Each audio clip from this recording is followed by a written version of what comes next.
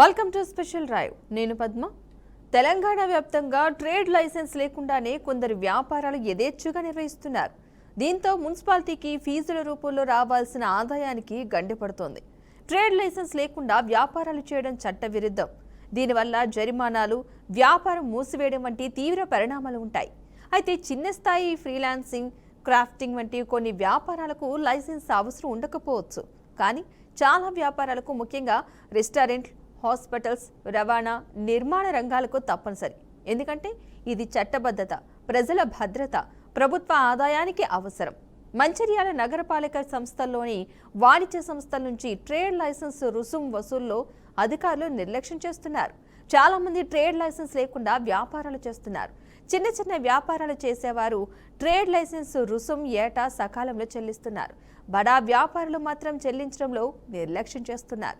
అధికారుల పర్యవేక్షణ లేకపోవడంతో ట్రేడ్ లైసెన్స్ పై సిబ్బంది నిర్లక్ష్యం చేస్తున్నారనే ఆరోపణలు వ్యక్తమవుతున్నాయి. ఇదే అవకాశంగా కొన్ని వస్త్ర దుకాణాలు, హాస్పిటల్స్, రెస్టారెంట్లు, హోటళ్లు తదితర బడా వ్యాపారులు ట్రేడ్ లైసెన్స్ రుసుం చెల్లించడం లేదు. పేరుకుపోయిన ట్రేడ్ లైసెన్స్ రుసుం బకాయిలను వసూలు చేసి అభివృద్ధి పనులు చేయించాలని ప్రజలు కోరుతున్నారు. మంచిర్యాల మున్సిపాలిటీ కార్పొరేషన్ పరిధిలో ఉన్న బెల్లంపల్లి చౌరస్తా నుంచి బైపాస్ రోడ్డుకు వెళ్లే మార్గంలో మిడిలైఫ్ హాస్పిటల్ ఉంది.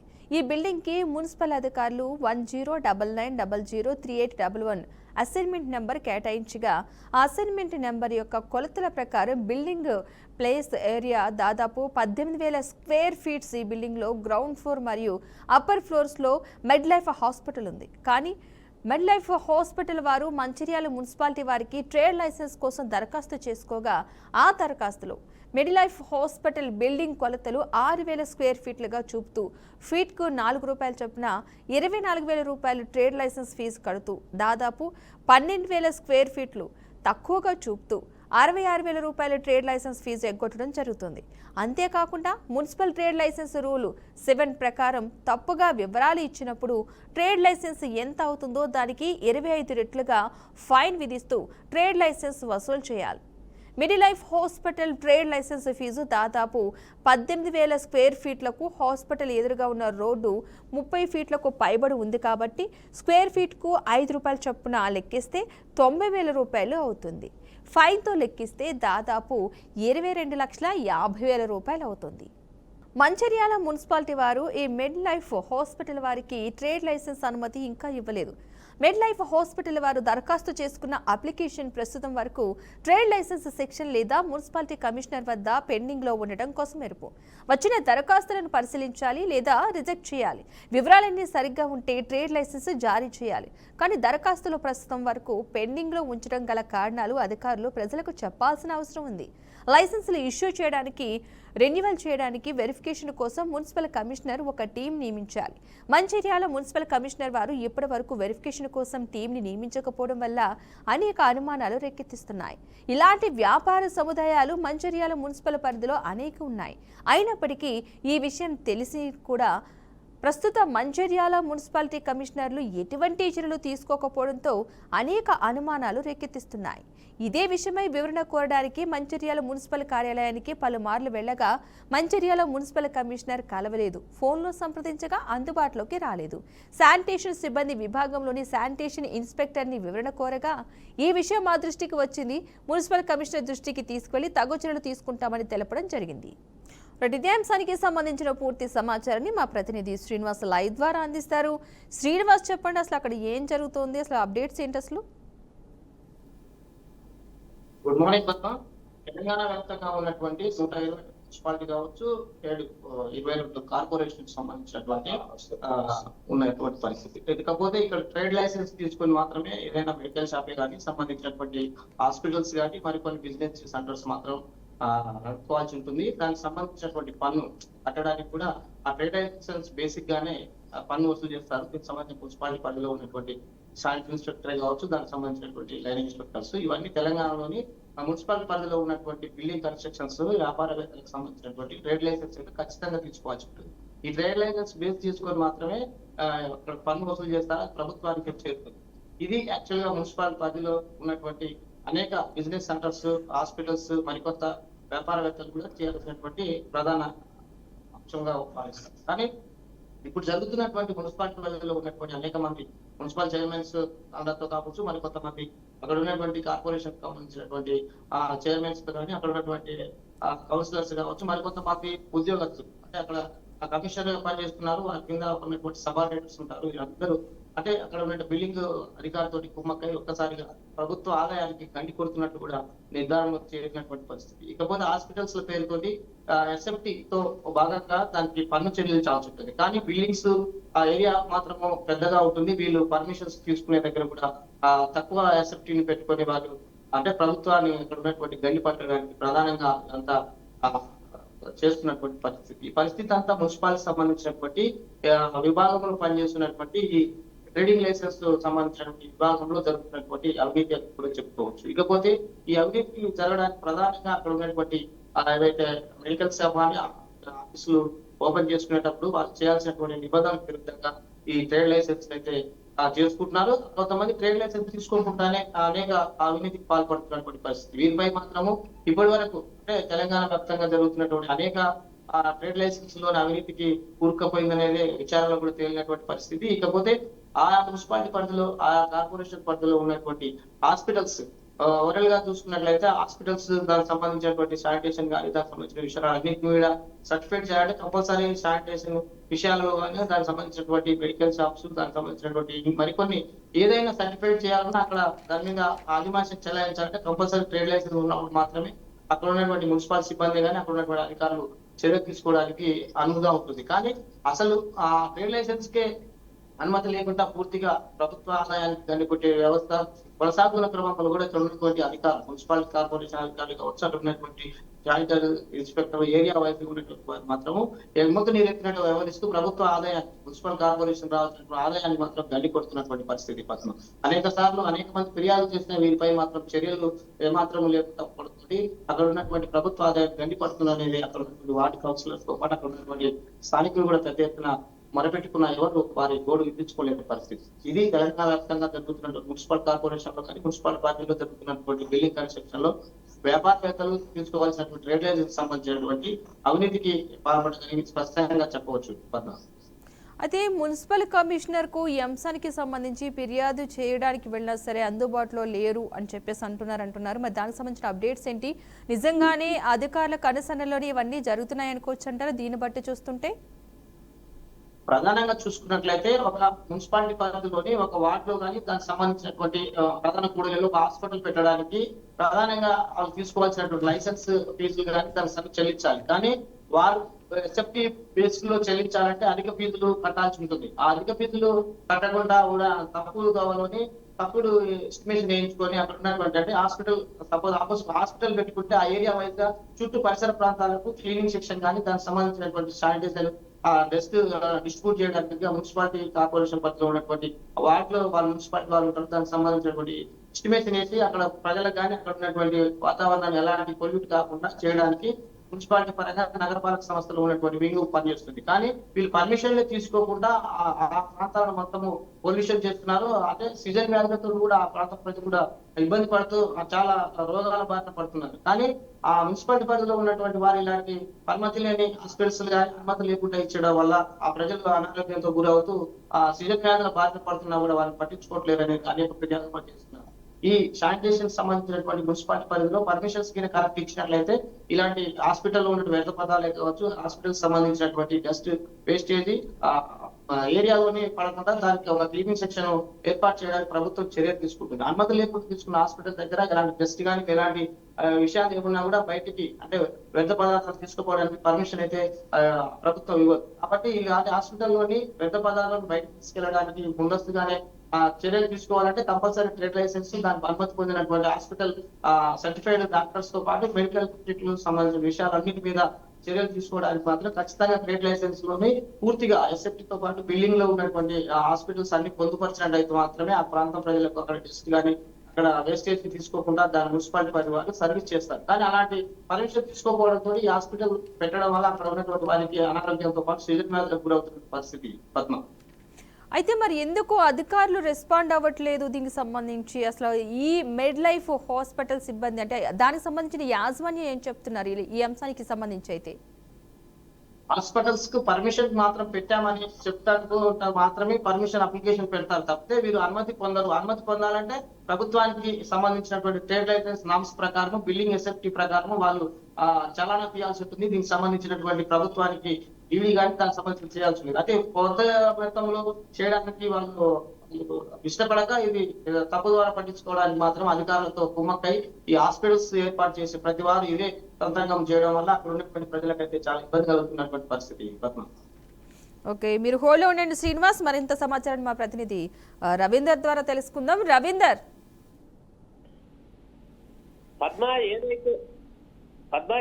ఏదైతే మిడ్ లైఫ్ హాస్పిటల్ ఉన్నదో, హాస్పిటల్ అంటే ఎప్పుడైతే కన్స్ట్రక్షన్ కంటే ముందే అది మొత్తం కూడా లైసెన్స్ తీసుకోవాలి. లైసెన్స్ ఏంటంటే ఎంత సేఫ్టీ కడుతున్నాము, ఎన్ని ఫ్లోర్లు కడుతున్నాం, ఎన్ని గదులు ఉంటాయి అనేది కూడా మొత్తం డీటెయిల్ గా ప్లాన్ ఆఫ్ యాక్షన్ తో పాటు మొత్తం వాళ్ళు కూడా పర్మిషన్ ఉండాలి. దానికి తర్వాత ఫైర్ ఆఫీసరు, కార్పొరేషన్ కూడా అన్ని, మున్సిపాలిటీ ఇవన్నీ కూడా క్రమబద్ధీకరణతో పేపర్స్ అన్ని కూడా అప్డేట్ చేసుకున్న తర్వాత పర్మిషన్ అప్లై చేయాలి. కానీ ఇక్కడ వీళ్ళు యథేచ్ఛగా వీళ్ళు ఏంటంటే ఎవరి అండదండలు చూసుకొని మరి ఈ విధంగా ఇసుకతో కట్టడం ఏ విధంగా కన్స్ట్రక్ట్ చేసిందో తెలియదు. మొత్తాల మీద అధికారులు అంటే మున్సిపల్ కార్పొరేషన్ వాళ్ళు కూడా ఇంత కడుతున్నప్పుడు వాళ్ళు పర్మిషన్ పెట్టుకున్నప్పుడు కూడా ఆ పర్మిషన్ వాళ్ళు స్వయంగా పరిశీలించి వాళ్ళు వచ్చి ఇన్స్పెక్షన్ చేసిన తర్వాతనే కన్స్ట్రక్షన్ స్టార్ట్ అవుతుంది జనరల్ గా. మరి అలాంటిదన్నీ ఏమి కూడా లేకుండా కూడా అంత పెద్ద హాస్పిటల్ కడుతున్నారు అంటే దానికి ఎంత ప్రభుత్వానికి ఎంత ఆదాయం కొల్లగొడుతున్నారు అనేది కూడా మనం గమనించవచ్చు. అంటే మిడ్ లైఫ్ వాళ్ళ ఇన్స్పెక్షన్ లో లేచినప్పుడు అక్కడ ట్రేడ్ లైసెన్స్ ఏదైతే ఆసుపత్రి నిర్వహణకు ఏదైతుందో 18,000 స్క్వేర్ ఫీట్స్ వాళ్ళు చూపించినప్పుడు అంతకు భిన్నంగా అంటే కొలతలు 6 స్క్వేర్ ఫీట్లు చూపినటువంటి సిస్టమ్ 18 ఫీట్ల లెంత్ ఉంటే 6,000 స్క్వేర్ ఫీట్లు చూపించేసి ప్రభుత్వానికి అయితే దాదాపుగా 90,000 రూపాయలు ప్రతి నెల గవర్నమెంట్ కు కట్టాల్సిన సందర్భంలో ఉంటే 24,000కే కుదించుకొని మిగతా ఎకనామీ పెట్టి ఆసుపత్రి వాళ్ళు కూడా అది కూడా ఒక ప్రభుత్వానికి ఆదాయానికి గడ్డి కొడుతుందని చెప్పవచ్చు. అంటే ఎక్కడైనా కూడా మామూలుగా కార్పొరేషన్ పరిధిలో ఇల్లు కూడా పెద్ద స్ట్రక్చర్ కడుతున్నప్పుడు బరాబరి వాళ్ళకు లోన్ ఎలిజిబిలిటీ రావాలన్నా లేకుంటే పర్మనెంట్ గా అక్కడ ఉన్నటువంటిది ఏదైతే భవిష్యత్తులో మళ్ళీ ఇబ్బంది తలెత్తకుండా కరెక్ట్ గా తీసుకుంటారు. కానీ ఇక్కడ హాస్పిటల్ కదా మాకేంటంటే అధికారుల అండదండలు కూడా ఉండుంటాయి. అంటే ఎవరి సలహా మేరకు ఇది చేసినారంటే అది సైడ్ ఇంజనీరా లేకుంటే ప్లానింగ్ ఆఫీసర్ ఉందా, కార్పొరేషన్లో మున్సిపల్ కార్పొరేషన్లో చేసిరా అనేది తెలియాల్సి ఉంది. అధికారులకు కూడా తెలియకుండానైతే ఇది జరగదనేది మాత్రం స్పష్టం. అంత పెద్ద హాస్పిటల్ కడుతున్నప్పుడు ప్లానింగ్ ఆఫీసర్లు, టౌన్ ప్లానింగ్ అంతా అధికారులు ఉంటారు. మరి వాళ్ళ ఇన్స్పెక్షన్ పర్యవేక్షణ లేకుండా అయితే కడుతుందంటే అది నమ్మశక్యంగా ఉండదు కూడా పబ్లిక్ కూడా. అంటే మామూలుగా అనామకుడు ఇల్లు కడితేనేమో వచ్చి నోటీసులు ఇచ్చి డిస్మాండ్ చేసి నోటీస్ ఇచ్చి ఆర్డీఎఫ్ ఫోర్స్ వచ్చేసి కూలగొడుతుంది. మరి ఇంత పెద్ద హాస్పిటల్ పట్టినప్పుడు దాని మీద ఎంత పెనాల్టీ వేయాలి, ఏ విధంగా రికవర్ చేయాలి, ఎంత డిమాలిష్ ఏ విధంగా చేయాలనేది కూడా ఆ అధికారులు చెప్పాల్సిన అవసరం ఉంటుంది. అధికారులే బాధ్యులు వహించవలసి వస్తుంది. ప్రైవేట్ కట్టుకునే వాళ్ళు అధికారుల మీద దోషిస్తారు. అధికారుల పర్యవేక్షణ లోపం వల్లే ఇంత ఇది జరిగినప్పుడు అధికారుల యొక్క స్పష్టత, వాళ్ళ యొక్క అసమర్థత స్పష్టంగా కనబడుతుంది. కాబట్టి అధికారుల బాధ్యత వహించాల్సి వస్తుంది.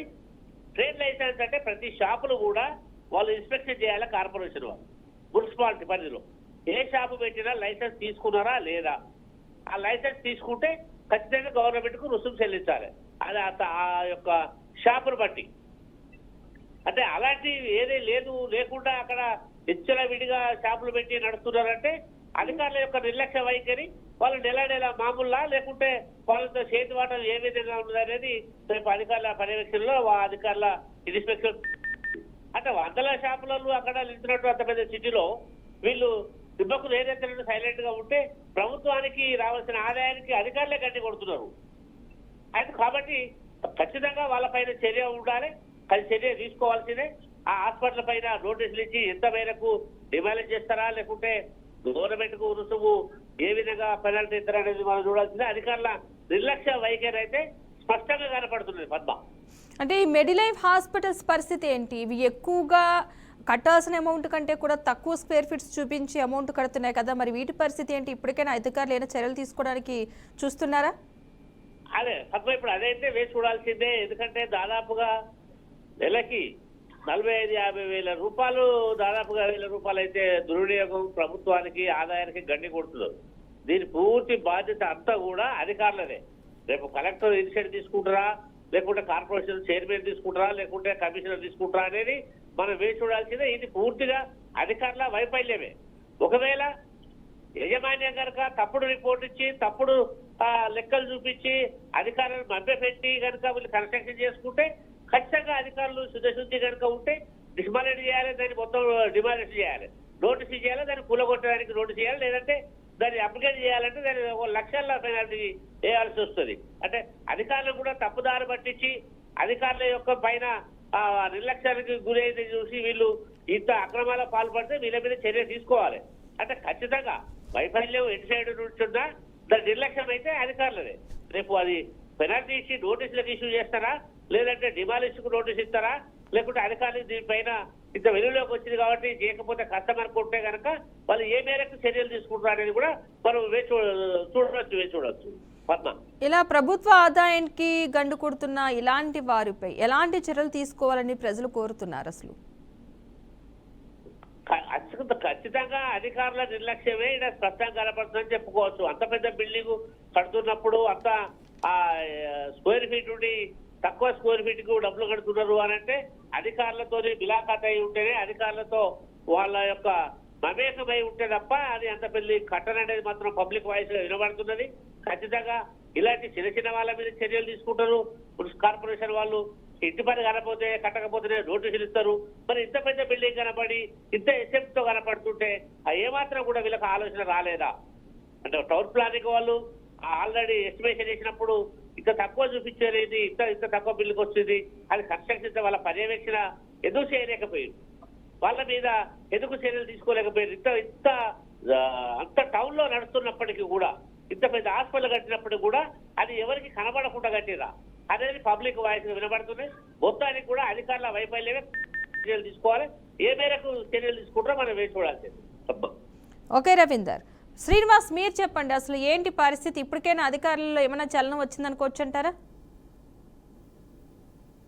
ప్రతి మున్సిపాలిటీ పరిధిలో ఉన్నటువంటి శానిటరీ ఇన్స్పెక్టరే కావచ్చు, దానికి సంబంధించినటువంటి లైన్ ఇన్స్పెక్టర్స్, బిల్డింగ్ ప్లానర్స్, ప్రధానంగా చూసుకున్నట్లయితే బిల్డింగ్ ప్లానర్స్ ఉంటారు. దీనికి సంబంధించి ముందస్తుగా బిల్డింగ్ ఎస్టిమేషన్ తో పాటు అక్కడ ఎక్సెప్ట్ ఎట్లా ఉంటుంది అనేది ముందస్తుగానే చెప్తారు. అందులో హాస్పిటల్స్ ఆ పర్మిషన్ ఇచ్చే ముందు కూడా ఏరియా ఎక్సెప్ట్ డినామినేషన్ చేసిన తర్వాతనే దానికి పర్మిషన్ కూడా ఉంటుంది. కాబట్టి హాస్పిటల్ పర్మిషన్ తీసుకునే ముందు ట్రేడ్ లైసెన్స్ కు ఇంక్లూడ్ చేస్తున్న క్రమంలో హాస్పిటల్ పర్మిషన్స్ తీసుకొని ట్రేడ్ లైసెన్స్ కు ఇవ్వాల్సినటువంటి, అంటే ఎస్ఎఫ్టీ కాస్ట్ ఆఫ్ ఇవ్వాల్సినటువంటి విషయాలలోని ప్రభుత్వానికి గండి కొడుతున్నారు అనేది స్పష్టంగా అర్థమవుతుంది. దీనికి సంబంధించి ఈ లోపాన్ని ప్రధానంగా అక్కడ ఎవరైతే బిల్డింగ్ ప్లానర్స్ ఉంటారో వాళ్ళు దాన్ని డిజైన్ చేసేటప్పుడే, అంటే మున్సిపాలిటీకి ఇవ్వాల్సినటువంటి వాళ్ళ ఎస్టిమేషన్ లోనే అక్కడ బిల్డింగ్ ప్లానర్ చేస్తున్నటువంటి విషయాలలో తప్పుదో పట్టించాలనేది స్పష్టంగా అర్థమవుతుంది. దీనికి సంబంధించి బిల్డింగ్ ప్లానింగ్ ఇచ్చినప్పుడు శానిటరీ ఇన్స్పెక్టర్స్ ఉంటారు, వాళ్ళకి సంబంధించినటువంటి అనేక మంది సిబ్బంది కూడా ఉంటారు. దీని మీద అటమైజ్ చేయడానికి ఒక వింగ్ కూడా ఉంటుంది. ఇంజనీరింగ్ విభాగంలో అయితే ఎగ్జిక్యూటివ్ ఇంజనీర్ ఉంటారు, వాళ్ళకి సంబంధించినటువంటి ఎంసీ మున్సిపాలిటీ ఇంజనీర్ కూడా ఉంటారు. వీరందరితో పాటు అక్కడ ఉండాల్సినటువంటి ఎగ్జిక్యూట్ చేసే విషయాలన్నింటిలో కూడా ఎక్కడెక్కడ లోపాలు జరుగుతున్నాయి మున్సిపాలిటీ ఇంజనీర్ కూడా దాన్ని ఖచ్చితంగా విజిట్ చేస్తారు. ఆ విజిట్ చేసిన తర్వాత సర్టిఫికేట్ కాకపోతే ట్రేడ్ లైసెన్స్ ఇవ్వాల్సి ఉంటుంది. ట్రేడ్ లైసెన్స్ తో పాటు మరికొంతమంది మెడికల్స్ సంబంధించినటువంటి ఇష్యూస్ లో కూడా హాస్పిటల్స్ పెట్టడానికి ఏ బేసిక్ లో పెడతారు, ఎన్ని ఫ్లోర్లు ఉంటుంది, ఆ ఐసీ రూమ్స్ కానీ ఆపరేషన్ థియేటర్స్ కానీ ఎలా ఉండాలనేది ముందస్తుగా మున్సిపల్ ఇంజనీర్ దాన్ని సజెషన్ చేస్తారు. సర్టిఫైడ్ పర్సన్స్ ఉంటారో వారు మాత్రమే బిల్డింగ్ ప్లాన్ ఇవ్వాల్సి ఉంటుంది. ఈ బిల్డింగ్ ప్లానర్ సంబంధించినటువంటి మున్సిపాలిటీ ఇంజనీర్ తో పాటు అక్కడ ఉన్నటువంటి శానిటరీ ఇన్స్పెక్టర్స్ వీరందరితో సంబంధంగానే ఒక ట్రేడ్ లైసెన్స్ కు పొందుపరచుకోవడానికి ఉంటుంది. బిల్డింగ్ కన్స్ట్రక్షన్ అయ్యేటప్పుడు పర్మిషన్ కూడా వీరందరిది సర్టిఫికేట్స్ తింటేనే బిల్డింగ్ స్టార్ట్ అవుతుంది. కానీ ఇదన్నీ ఈ ముగ్గురు అధికారులతో పాటు మరికొంతమంది ప్రజాప్రతినిధుల అన్నదండలతో ఎంత అవినీతి జరుగుతుందనేది కూడా స్థానికులు అనేక మార్లు అంటే కమిషనర్ కు ఇచ్చినా కూడా అక్కడ ఉన్నటువంటి ప్రజాప్రతినిధులకు ఇచ్చినా ఇలాంటి ప్రభుత్వ గండి కొట్టేటటువంటి పద్ధతులను మళ్ళీ తిరిగి ఎవరు పురాతనలో చూడాలనేది కూడా పదే పదే చెప్తున్నప్పుడు ఎవరు పట్టించుకోలేని పరిస్థితి. ఇకపోతే ప్రభుత్వ ఆదాయానికి సంబంధించిన గండి కొట్టే విషయాలలో కొంతమంది ఉన్నతాధికారులు ఆ స్థాయిలో పనిచేసినటువంటి ఉన్నతాధికారులు మాత్రం నిమ్మకు వ్యవహరిస్తూ ఆ డబ్బులు ప్రధానంగా ధ్యేయంగా పనిచేసుకొని అవినీతి పాల్పడుతూ ప్రభుత్వ ఆదాయానికి అయితే గండి కొడుతున్నట్టు స్పష్టంగా అర్థమవుతుంది పద్మ. అయితే శ్రీనివాస్, ఇప్పటివరకు ఏమన్నా వెరిఫికేషన్ కోసం ఒక టీంని ఏమైనా ఏర్పాటు చేయడం జరిగిందా మున్సిపల్ కమిషనర్ ఏమన్నా? గతంలో అనేక మార్లు ఇదే మున్సిపాలిటీ పరిధిలోని ఫిర్యాదులు కూడా చేయడం జరిగింది. ఆ సంబంధించినటువంటి కౌన్సిలర్స్ తో పాటు మరి కొంతమంది ఖచ్చితంగా బిల్డింగ్ నిర్మాణంలో జరిగేటప్పుడు పర్మిషన్స్ అంటే స్పష్టంగా ఇవ్వాల్సి ఉంటుంది, ఇవ్వకుండా అవినీతి పాల్పడుతున్నారంటూ ఆ వాటిలో ఉన్నటువంటి కొంతమంది సభ్యులు కమిషనర్ కూడా ఫిర్యాదు చేశారు. ఫిర్యాదు చేసినా కూడా ఇంతవరకు వారిపై చర్యలు లేవు. ఆ బిల్డింగ్ ప్లానింగ్ ఇచ్చినటువంటి కానీ స్థానికంగా ఏరియా సంబంధించినటువంటి ఎంఈ కావచ్చు, దానికి సంబంధించినటువంటి అబ్జర్వేషన్ చేస్తున్న మున్సిపాలిటీ పరిధిలో షార్ట్ ఇన్స్పెక్టర్స్ వీరందరూ కలిసి చేయాల్సినటువంటి ఆ వింగులు ఎవరైతే పనిచేస్తున్నారో వారిపై చర్యలు తీసుకోవాలని గతంలో కమిషనర్ కూడా ఫిర్యాదు కూడా చేసినటువంటి పరిస్థితి. అది ఫిర్యాదులను మాత్రం పుట్ట దాఖలు చేసి వారిపై చర్యలు అయితే తీసుకోకపోవడం వల్ల ఆ మున్సిపాలిటీ పరిధిలో ఉన్నటువంటి ఆ వార్డు సభ్యులు అయితే ఇబ్బంది పడుతున్నటువంటి పరిస్థితి Padma. Right, thank you Srinivas, thank you Ravinder. మొత్తంగా అయితే ఉన్న దానికంటే కూడా తక్కువగా చూపి దానికి సంబంధించి లైసెన్స్కి సంబంధించిన అమౌంట్ మాత్రమే కట్టడం జరుగుతున్నట్టుగా తెలుస్తోంది. ముఖ్యంగా ఈ మెడ్ లైఫ్ హాస్పిటల్ వారు మంచిర్యాల మున్సిపాలిటీ వారికి ట్రేడ్ లైసెన్స్ కోసం దరఖాస్తు చేసుకోగా ఆ దరఖాస్తులో మెడ్ లైఫ్ హాస్పిటల్ బిల్డింగ్ కొలతలను 6,000 స్క్వేర్ ఫీట్లుగా మాత్రమే చూపుతూ ఫీటుకు ₹4 చొప్పున మొత్తంగా ₹24,000 ట్రేడ్ లైసెన్స్ ఫీజు కడుతున్నారు. దాదాపు 12,000 స్క్వేర్ ఫీట్లు తక్కువగా చూపుతూ ₹66,000 ట్రేడ్ లైసెన్స్ ఫీజు అయితే ఎగ్గొట్టడం జరుగుతుంది. అంతేకాకుండా మున్సిపల్ ట్రేడ్ లైసెన్స్ రూల్ 7 ప్రకారం తప్పుగా వివరాలు ఇచ్చినప్పుడు ట్రేడ్ లైసెన్స్ ఎంత అవుతుందో దానికి 25 రెట్లుగా ఫైన్ విధిస్తూ ట్రేడ్ లైసెన్స్ వసూలు చేయాలి. కానీ Med Life hospital trade license fee దాదాపు 18,000 స్క్వేర్ ఫీట్లకు హాస్పిటల్ ఎదురుగా ఉన్న రోడ్డు 30 ఫీట్లకు పైబడి ఉంది. కాబట్టి స్క్వేర్ ఫీట్కు ₹5 చొప్పున లెక్కిస్తే ₹90,000 అవుతుంది. ఫైన్తో లెక్కిస్తే దాదాపు ₹22,50,000 అవుతుంది.